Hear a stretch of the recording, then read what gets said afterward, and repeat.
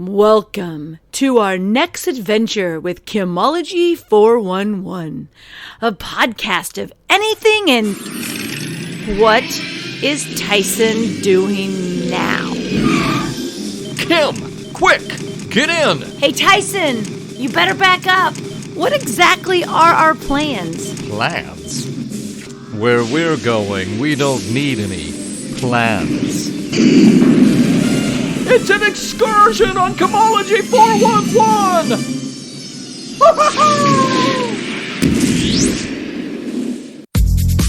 Hi everyone, and welcome to Tuesday at 2 with Kimology 411. Today my guest is Ryan Wenrich.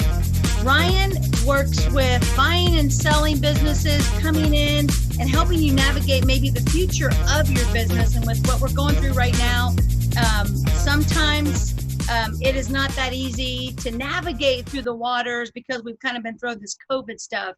And so Ryan is here to kind of talk to you a little bit about your options, and we're kind of focusing on restaurants. So that's why we're in here. Welcome to the show, Ryan. Thank you very much for having me. And you got my name right the first try. I know that was a struggle. So don't feel too bad. You're not the only one to struggle with that one. I know, that's the biggest thing. You think you have it and then you don't. Even when I had one of my guests and he is not from here. And so his name is foreign. And so he told it to me and I repeated it 5 times. And then when I went live, I said it and I went, I don't think that was right. Oh, you did much better than I anticipated. I had it going much worse in my head. So. Well, that's awesome. All right. So and by the way, I apologize for the noises in the background. I have new windows and siding putting on my office today. And so we're just going to go through it. So I apologize for all of that. But my house is going to look really nice after this is all done. So anyway, okay. So Ryan, tell my fans and my fellow restaurant owners exactly kind of a little bit about your past history in the restaurant field. So I've been in restaurants for a couple of decades, basically. Bought my first restaurant, bought in with my family when I was about 24 years old with my brother, and we expanded to 10 restaurants over the course of 15 years or so. Was in them for about 18 years, and then most recently sold most, closed some. Of course, with that long of a restaurant career, you experience all sorts of ups and downs, and it's never just smooth sailing. So hopefully, if it involves a restaurant, I've seen it and either worked through it or had the same panics as everyone else. Right. But most recently, like I said, I've sold or closed the majority of them, and I'm currently working as a business broker in the Kansas City, Lawrence, Topeka area. So I'm specializing in restaurants, hospitality, similar businesses, helping business owners right now navigate these strange waters, whether it is a matter of streamlining current operations, finding some pitfalls that you may not be aware of. A lot of times I know we get stuck in our 4 walls of our restaurant, and it doesn't hurt to have a critical eye that can step back and see if what you're doing truly is most effective for your operation. But right now there are a lot of restaurant owners that are buying more restaurants. There's a lot that are selling restaurants. So overall, there's just a lot of transactions in that space because many restaurants are using this as an opportunity, knowing that there's going to be some attrition in the market because of COVID and other situations. And so they're really doubling down on their efforts and expanding and streamlining their processes and preparing for what the restaurant model will look like in the future. And then other restaurant owners, and I can completely understand this. Others, the restaurants are so difficult anyway. Sometimes COVID, this is just the last straw, and it's time to get out. So the combination of those 2 factors, whether you're buying or selling or just looking for how you need to change to navigate the current climate, there's just a lot of activity within restaurants. So we spoke about COVID, and in my other podcast, if you've ever listened to it, I've said since probably May, I totally believe that one of the new structures is going to be what I call the essential store, and it probably will be just called the essential store, meaning that anything and everything in Branded there. by Kim. Yeah.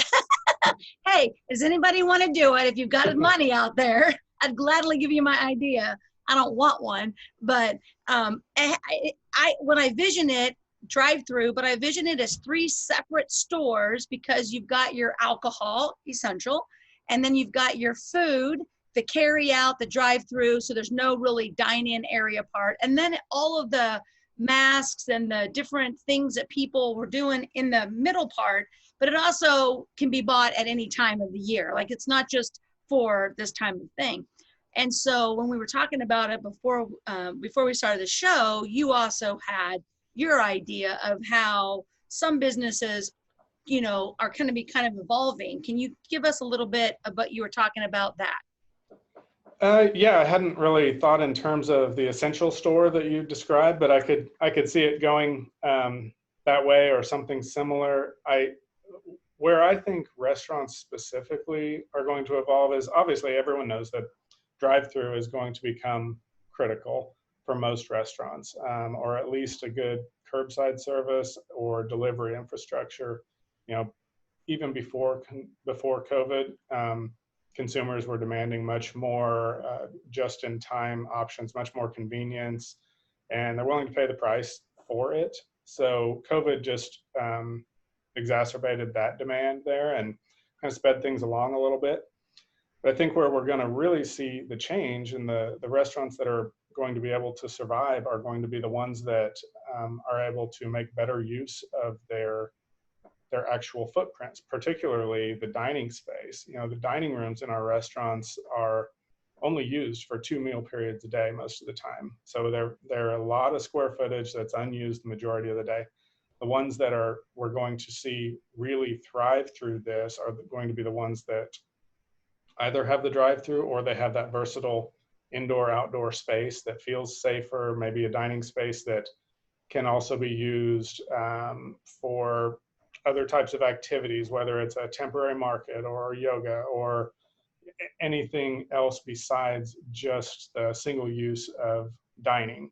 And it may be a combination of all of those things, but it's certainly going to be an indoor-outdoor design, a smaller footprint, better use of the lobby space, and more convenience for the consumers. Certainly some restaurant concepts are positioned much better to be able to adapt to those changes. It's going to get to be, I think, a bit of a challenge for some of the sit-down restaurants that were 100% dependent on sit-down dining. We're going to need to talk through some ways to get pretty creative with that. I've been going out. I don't eat out a lot when I'm in Topeka, but when I just got back from my trip, and all the restaurants that we went to, they had socially distanced the tables, or they had the signs that said didn't, but they were pretty packed. Like, there were people there, which I was excited to see that people are starting to get back out. And you could see the way the restaurant had to redevelop. It wasn't pretty.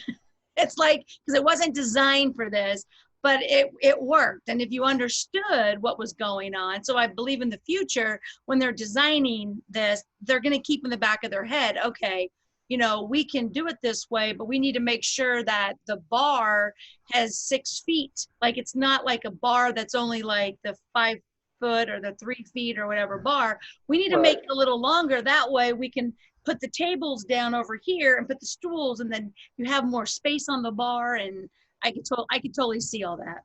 Yeah, and I'll tell you, when you go into a restaurant right now, a lot of them are looking like they're packed, and it is encouraging, I think.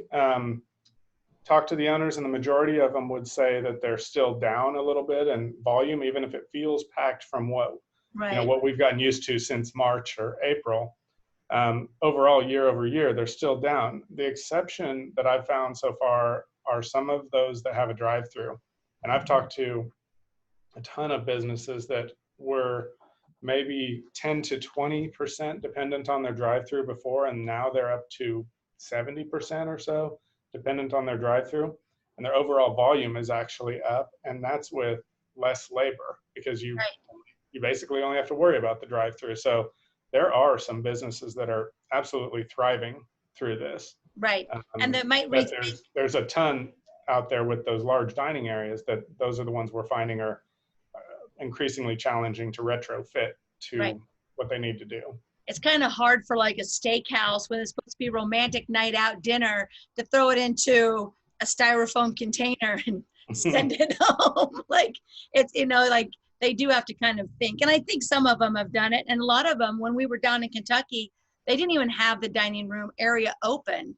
And I think for that same point that they're to conserve money, they're getting just as many people through the drive-through. We drove by Dairy Queen, and Dairy Queen was like, it was like when Popeye's Chicken opened up in Topeka and they had police officers. Dairy Right. Queen down in Louisville had a police officer, and there was probably 20 cars that was in the main street in line to go through the Dairy Queen drive-through. Sounds like And Krispy police- Kreme when it opened in Denver when I lived out there. So it was remarkable. But no, there's besides the drive-through, if cities will allow it, we've seen some very creative options for those traditionally dine-in establishments. Don't know if you've been to Lawrence recently, but what's been allowed on Mass Street is pretty remarkable. I saw that. They've taken over parking spaces. Businesses have built even temporary and semi-permanent platforms, pergolas over their outdoor space, decorated with flowers and lights, and it becomes an outdoor space for them. I think it's going to get pretty interesting as winter comes along, but it's worked so far. The ones I've spoken with in Lawrence are still down overall if they didn't have a drive-through, but Right. they're trying to make do. Right. Okay. So if someone through COVID and stuff like that, if they're finding that they don't believe they're not being profitable, is that something that you could help them with? Like, are there options out there for them that you have? There's always options, and that's sometimes that's a difficult thing to see, especially if you're working 12 hours a day in a restaurant that's not profitable. It can get to where it's extremely frustrating to work long hours and not make any money at it. In fact, have to pump money into your business. I think that's when it becomes increasingly important to force yourself to take some time and step away and figure out what the biggest levers are that you can pull that can either decrease your losses or even get you to a break even or profitability, or consciously make the right business decision to close the doors or sell cheap if necessary. A lot of times it becomes more about the lifestyle and, what do you want out of your life? And if there's truly no light at the end of the tunnel there, that's a difficult thing to even see that. And that's where you need an extra party, a third party to come in and help really take a look at it. And so many times there are simple things that are being overlooked because you're so focused on taking care of your guests or serving a high quality product or whatever it might be that you don't realize your electric bill is 3 times what it should have been, or your employees are stealing from you. So it becomes exceptionally important to have someone else take a look at your business, help you determine the course of action. So there's always options. As far as selling and getting to that type of option, if you're to the point that you're not profitable, even there are options, because there are ways to, they may not be the best options, but we can at least examine what those options are so we can consciously make a decision to move forward in the right direction. That business there may be benefits to that owner that they're not taking into account. For instance, if they're paying any personal utilities or for a vehicle or phone or anything, any of those type of owner benefits can be put into a price. And oftentimes what we're finding right now is with people that were laid off from jobs, particularly restaurant jobs, now is the time that they're interested in basically buying themselves a job. So the restaurant, a typical way to value any business or a restaurant would be based on a multiple of the earnings. If those aren't there, then we change our strategy and we try to maybe specifically target someone that may have been a little bit higher up in the restaurant industry, was laid off, and they would come in and want to buy themselves a job because they can't replace their job otherwise. So Right. it can still be valuable to the right buyer. And that's where my job comes in, is to Hold really on pair just a those second. businesses Yes. up with those buyers. Oh, never mind. I thought you said ma'am. Go ahead. Well, what I can say, one thing is, when it comes to profitability, what I found through this whole time is that a lot of businesses did not have someone doing their accounting for them. Right. And so my clientele grew because I'm telling people, did you do this? Did you do this? Or my clients got this credit and this credit. And they're like, how did you do that? I'm like, well, you need this report. Some of these businesses don't even know what don't even pay attention to their profit and losses. And I have a lot of them that, just kind of like goes through the day. And then I have some that are, like they know every month what we're doing. Why is this number this? This number's wrong. And those are the people that are really into it. And is that something that you guys help out with, not with the accounting part, but understanding?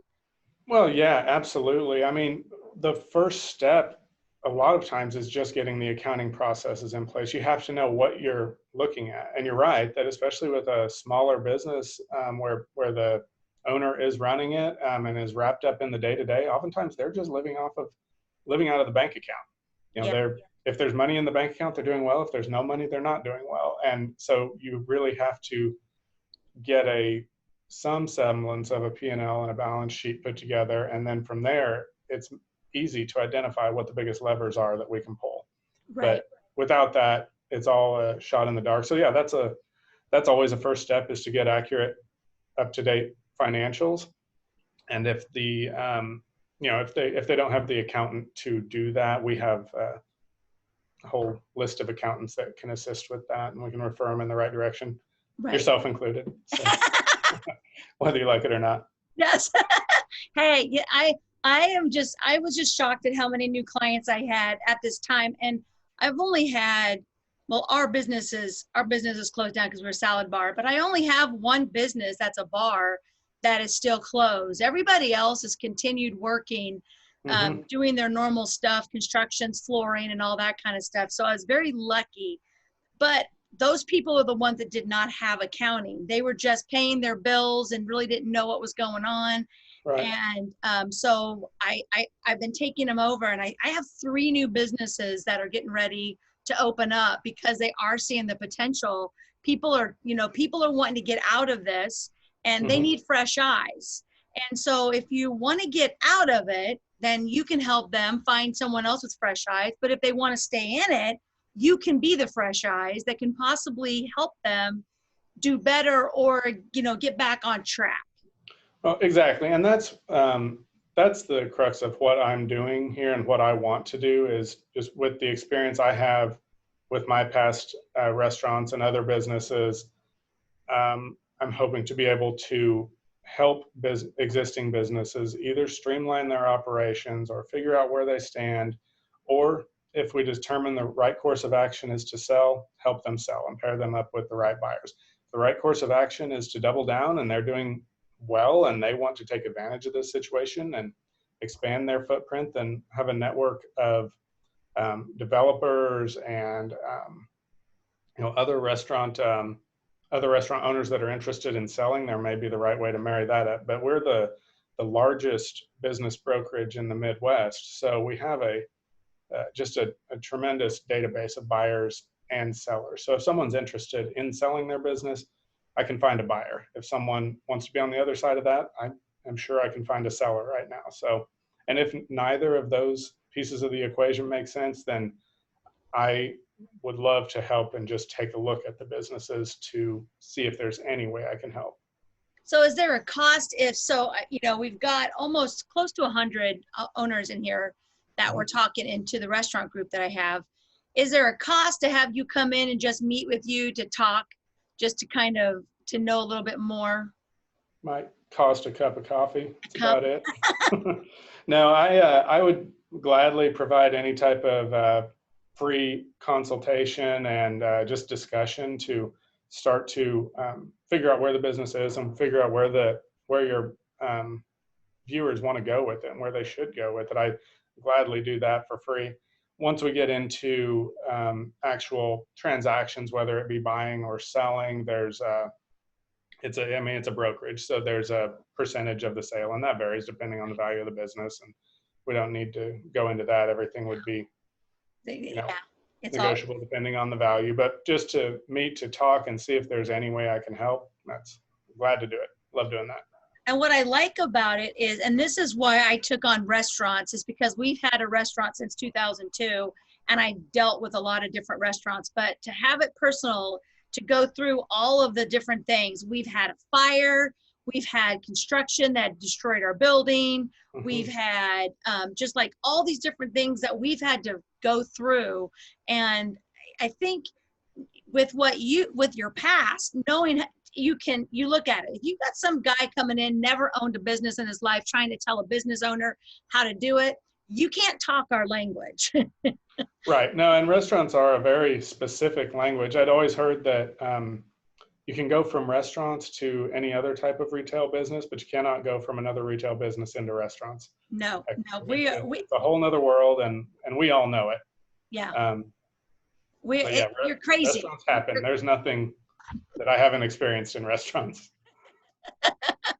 And to me, that's what helps myself and you to be able to help other people. And that's why I have this group. And that's why I'm hoping that when you're watching this video, that you reach out to Ryan and at least just meet with him and just to talk kind of things, to kind of talk about it. Because honestly, I think right now, when we had our restaurant, my brother just sat in there and he didn't do anything. He thought he had to be the Lord of the register operator. He had to run the register, and I would say, go here. Nope, nope, nope, nope, nope. And I always ask people, are you an entrepreneur, or are you just a business owner?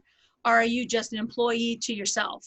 Because there's different levels of that. And a lot of us think that we're entrepreneurs, but we're really not entrepreneurs. We actually just open up a business and we go work for ourselves, and we never really do the fun part of it. And so right. I just highly recommend that everyone get a hold of Ryan just to talk to him and express kind of what your concerns are. And he probably, and if he can't help you, he knows someone that can. That's the kind of the cool thing. You can help him out. Exactly. And, within my firm here, we've got 15 other brokers. So if there's something I don't have the answer to, we've got 15 others that are anxious to help out as well. Right.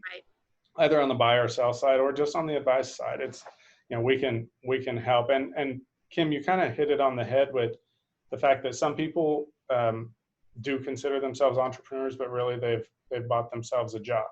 Mm-hmm. I am fine with that as well. What I'm a big advocate of is that whatever people are doing, they're aware of what they're doing and they're doing it intentionally. So if they know the position that they're in and they know that their business falls apart if they're not there, and they're okay with that, and they have bought themselves a job and it's continuing to do well because they're in it, and they're all right with that, and they're all right with the trajectory of where it's going, I'm fine with that. If a person is interested in taking a hard look at what it's going to take to scale up to allow themselves to pull away and take on that more business owner, entrepreneurial type of role, then we start to look at what systems truly need to be in place to allow for that. And that's the direction we take. And there's a cost associated with doing that. So not everyone wants to do that. Right. What I am not okay with, and what I try to help coach people through, is not even understanding where they're at and what their position is or what type of business they own. They just go to work, and if you really drill down into it, they're not even sure if they're going to get paid that day. Right. So I help people understand where they're at and also get intentional about where they want to go. So if someone is thinking about closing the business, how do you can you help them figure out what the worth is? I know that I talked to a couple different people and they're wanting to close, and I think they think the only alternative is to have someone come in and auction their stuff off and just call it good and move on. Is that something you can also help them with? Yeah, you were asking if I can help someone analyze whether or not closing is the best decision, Uh-huh. essentially. Certainly, a lot of times it is as simple as a math problem, what is going to be the best route forward. But even if it truly is determined that closing is the best option, um, there's a right way and a wrong way to do it. There's ways to minimize the risk, minimize the uh, I don't know, the trouble associated with closing. There's going to be costs associated with that, sometimes ongoing costs if there's a lease in place or a franchise agreement. So to just close up the doors and hope for the best is rarely the right answer. Right.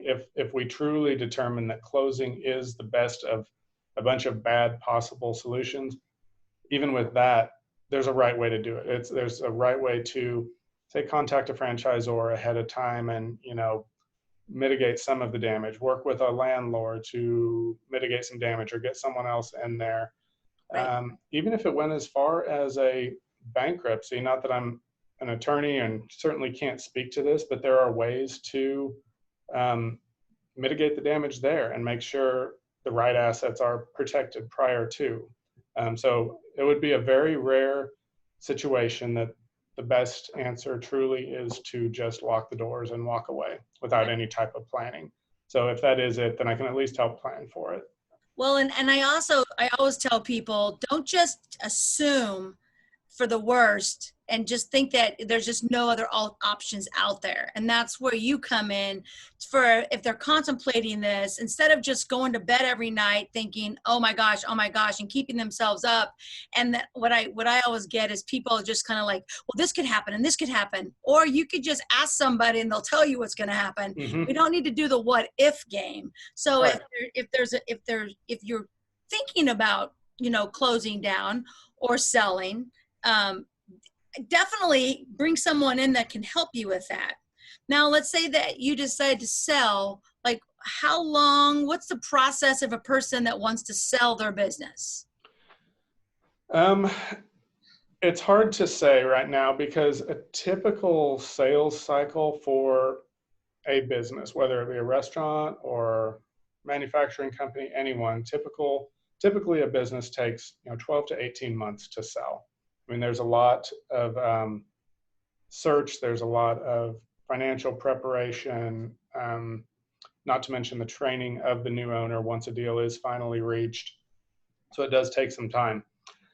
That said, I feel like right now, well, it could go either way. I suppose because of COVID, people could have some trepidation about buying a restaurant.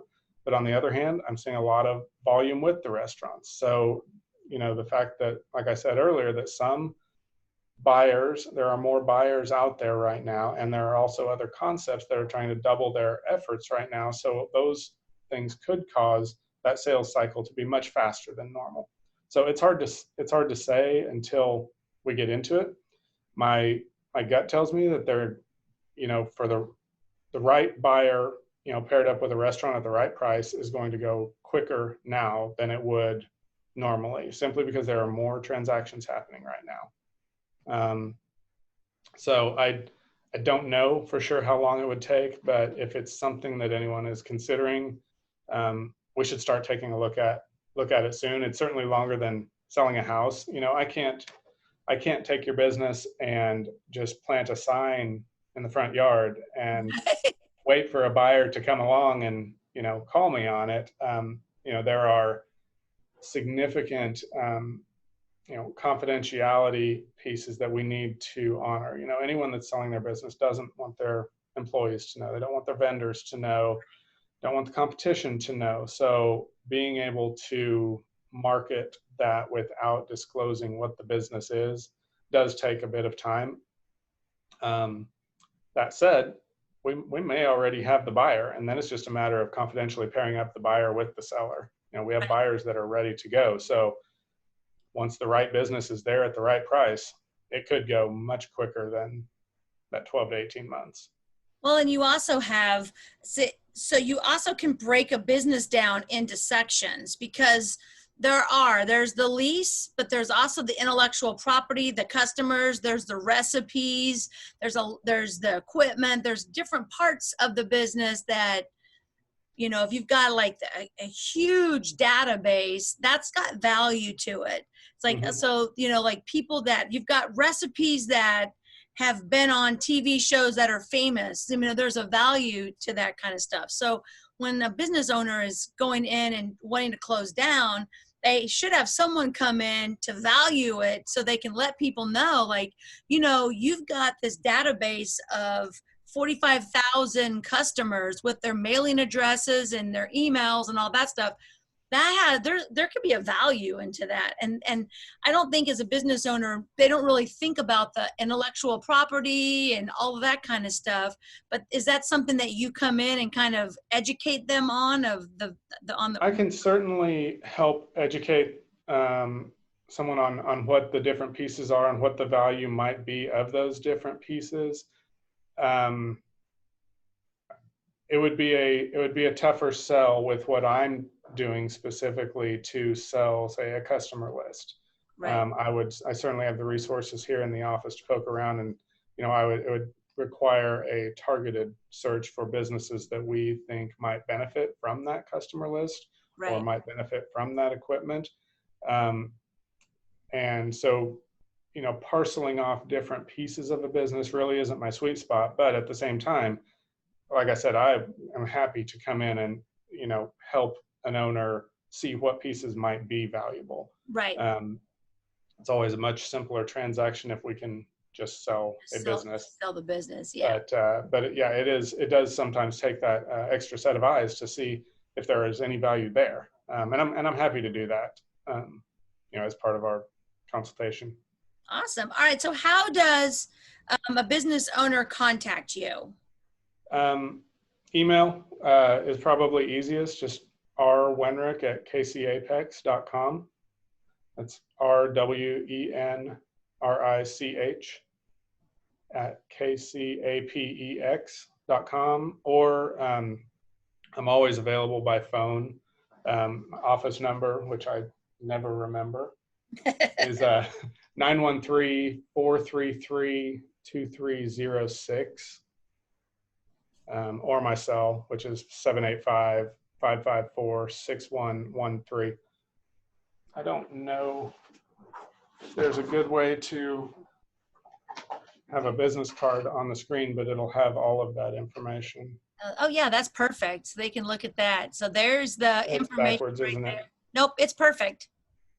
It looks good.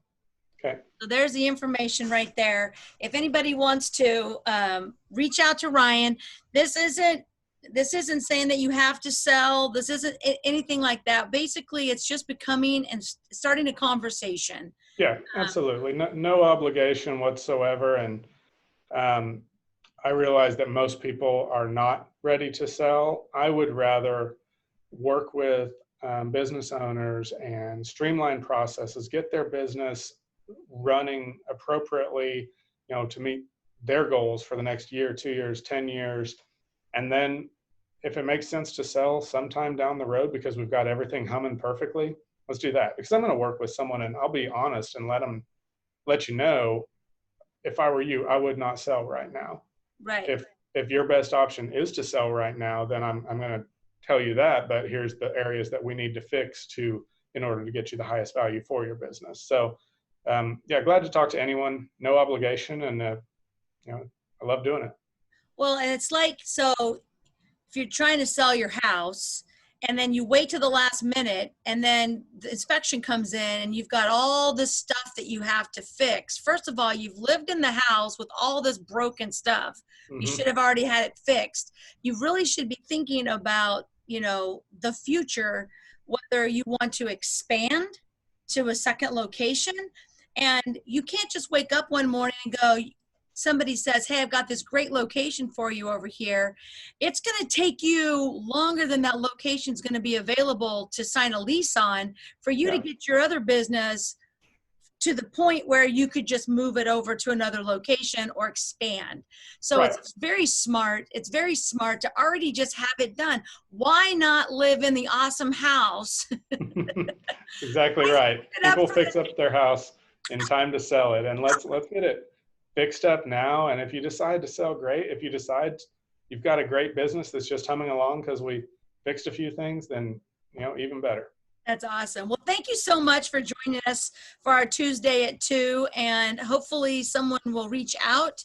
I will explain it in there a little bit more about what it is in the description, and then they do normally watch it. You'll also be on Kimology 411, so you'll be a podcast episode on my Tuesday at 2 over there on Anchor, and then you'll be in my group Kimology 411 on Facebook. So this will go everywhere. So if you are watching this and you are anywhere in the United States, can they contact you? Yes, absolutely. I'm obviously I'm in the Midwest here in Topeka and Kansas City, Lawrence, but I'm working with clients on the coasts and one international actually right now. So I'm available to help anywhere. And if your business is outside of my expertise or something I'm comfortable tackling, like I said, we have a team of, over a dozen people here. So there's not a business or an industry that we cannot assist with. And if necessary, we will partner with, brokers in other areas to make sure we have the right network to get it sold at the right price. So there's nowhere within the states that we can't assist with. And you guys will do you're not just, we were talking restaurants because this was in the restaurant group, but now normally we would have just left the restaurant. We would just be talking freely. So you can work with almost any type of business. What are the other ones besides restaurants? Oh, God, name it. I mean, there's not like I said, there's truly not an industry that we don't have our hands in. Okay. Some of the more popular ones right now are manufacturing, cleaning services, industrial cleaning. I mean, obviously with COVID, commercial cleaning companies are just selling like crazy. Some more recession-proof real estate is very hot, whether that be mobile home parks or storage facilities. Even farmland, there's a lot of farmland that's moving. We've got a number of propane companies, petroleum companies that are going right now. So there's truly not an industry out there. Personally, I'm currently focusing on hospitality industry, but it's certainly not limited to that. So. Awesome. All right, guys. Well, thank you so much, Ryan, for joining me for another episode.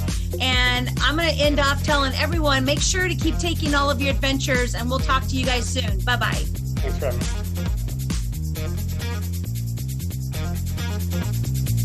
me.